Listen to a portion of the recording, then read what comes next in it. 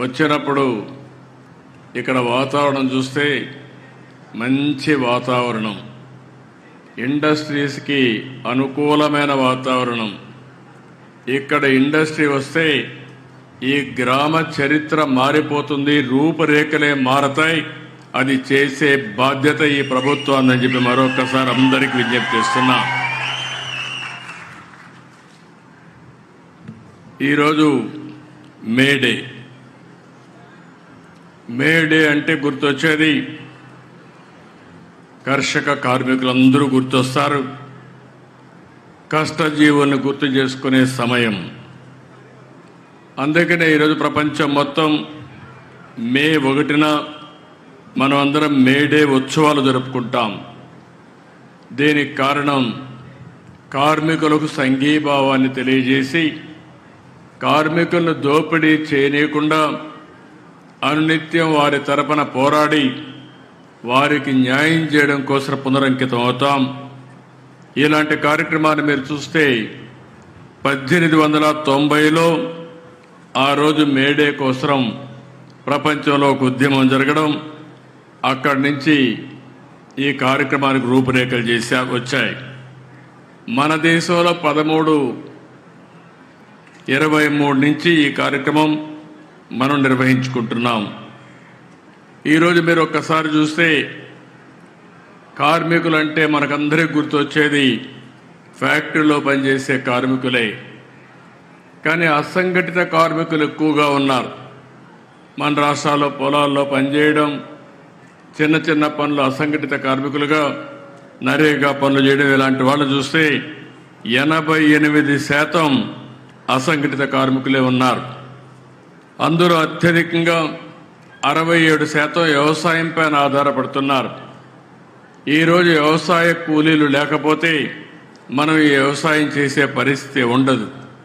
అందుకనే government of India కూడా ఈరోజు నరేగా కార్యక్రమాన్ని తీసుకుని ఎవరైతే ఇలాంటి పేదవాళ్ళు ఉన్నారో 100 రోజులు పని కల్పించే కార్యక్రమానికి శ్రీకారం చుట్టారు. ఇవన్నీ కూడా ఒక చరిత్ర.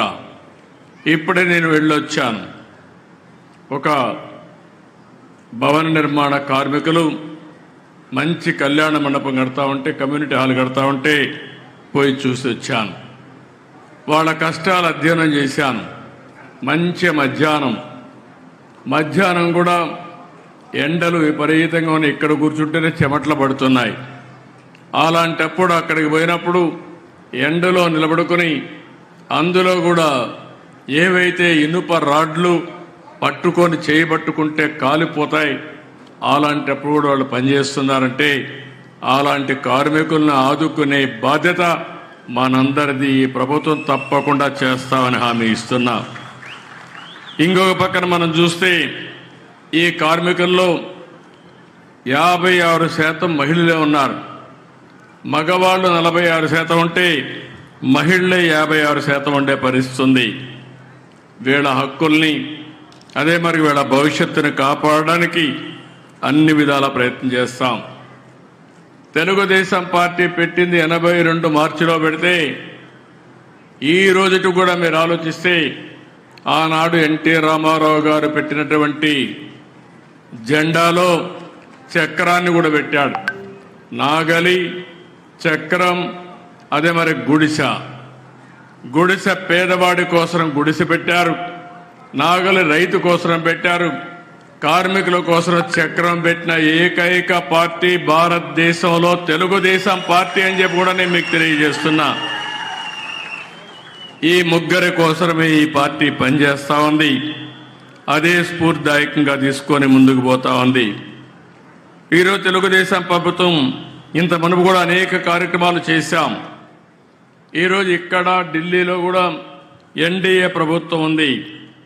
ఈరోజు ఎన్డీఏ ప్రభుత్వం ఎవరైతే కార్మికులు ఉన్నారో, కర్షకులు ఉన్నారో వారందరికీ న్యాయం చేస్తాం.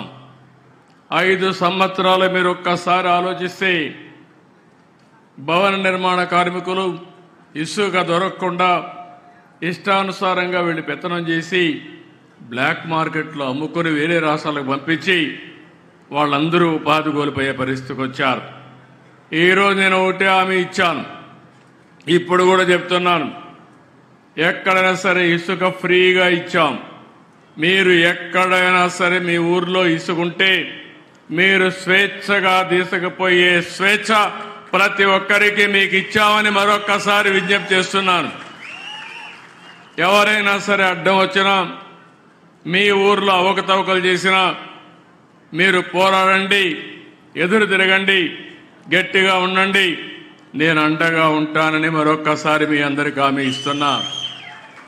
ఈరోజు గవర్నమెంట్కి వేల కోట్ల రూపాయల ఆదాయం వస్తుంది. నేను ఒకటి ఆలోచించాను, భవన నిర్మాణ కార్మికులకు పని కావాలి, కడుపు నిండా తిండి తినే పరిస్థితి ఉండాలి. అంతేకాకుండా భవనాలు కడితే ఎంతో మందికి ఉపాధి వస్తుంది, సంపద పెరుగుతుంది. దీనివల్ల భవిష్యత్తులో మళ్లీ ఆదాయం వస్తుంది. అలాంటి కార్యక్రమానికి రూపురేఖలు దిద్దాం. భవన నిర్మాణాలకు కానీ లేఅవుట్ల అనుమతులన్నీ కూడా చాలా సులభతరం చేశాం. నిర్మాణ రంగాన్ని ప్రోత్సహిస్తున్నాం. నాలా చట్టాన్ని రద్దు చేశాం. ఎవరైనా ఒక బిల్డింగ్ కట్టుకోవాలంటే నాలా చట్టం నుంచి నో అబ్జెక్షన్ తీసుకునే విధానానికి స్వస్తి పలికిన ప్రభుత్వం ఎన్డీఏ ప్రభుత్వం అని చెప్పి కూడా నేను మీకు తెలియజేస్తున్నా. ఎవరైనా 500 చదరపు మీటర్ల కంటే ఎక్కువ విస్తీర్ణంలో భవన నిర్మాణాలు చేస్తే సెల్లార్లకు కూడా అనుమతి ఇచ్చాం. లేఅవుట్ రహదారుల కోసం 12 మీటర్ల నుంచి 9 మీటర్లకు తగ్గించాం. ఇలాంటివి అనేక విధాలుగా చేసి ఎక్కడికక్కడ ముందుకు పోయాం. కార్మికులకు వైద్య సేవలు అందించే విధంగా గుంటూరులో శ్రీ సిటీలో 100 పడకల ఆసుపత్రులు కడుతున్నాం. కర్నూలులో 30 పడకల ఆసుపత్రులు పెట్టి పెద్ద ఎత్తున ముందుకు పోతాం. ఈరోజు ఇక్కడ మీరు చూశారు, ఒక మంచి కార్యక్రమానికి శ్రీకారం చుట్టాం.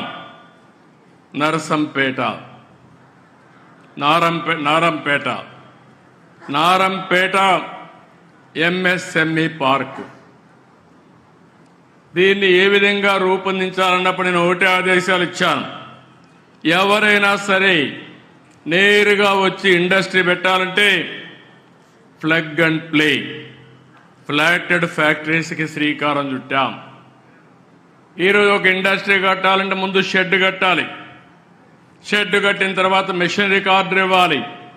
అవన్నీ వచ్చే కొద్దికి 2-3 ఏళ్ళు అవుతుంది. అట్లా కాకుండా ఇక్కడ షెడ్లు రెడీగా ఉంటాయి, కరెంటు రెడీగా ఉంటుంది. అవసరమైతే కామన్ ఇన్ఫ్రాస్ట్రక్చర్ రెడీ చేస్తాం, మార్కెటింగ్ సెంటర్ కూడా పెడతాం.